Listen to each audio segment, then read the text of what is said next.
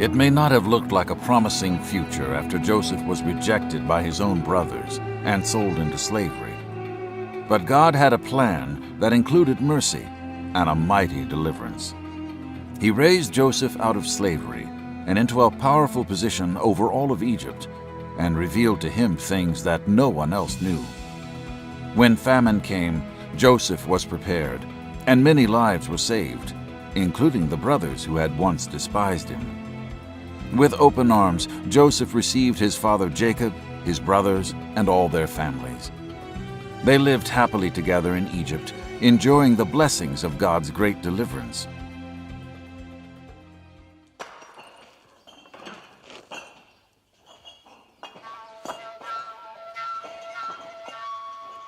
But time passed, and a new Pharaoh rose to power who did not know Joseph or remember how God had delivered them from famine and certain death. Instead, he felt threatened by the people of Israel, who were now growing in numbers and strength. Out of fear and evil in his heart, this new king forced the people of Israel into slavery and did everything he could to stop them from becoming a mighty people.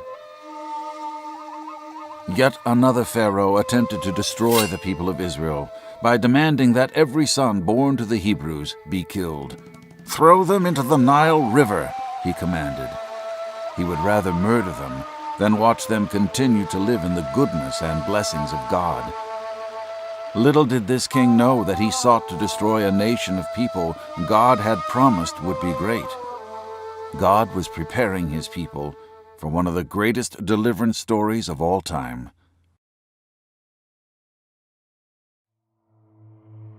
During the time of Pharaoh's evil order, a Hebrew woman gave birth to a baby boy.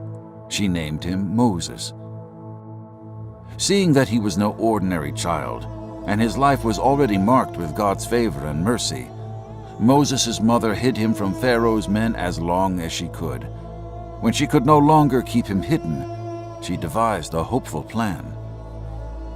She built a strong basket and coated it with tar and pitch so that it would float like a tiny little boat. She then placed baby Moses inside, took him down to the Nile River, and hid him in the tall grass along the water's edge. As she watched him drift down the river toward an unknown future, tears filled her eyes. She was sad to let him go, but her hope was in God. Moses' sister Miriam ran along the riverbank, watching the basket as it swiftly drifted downstream.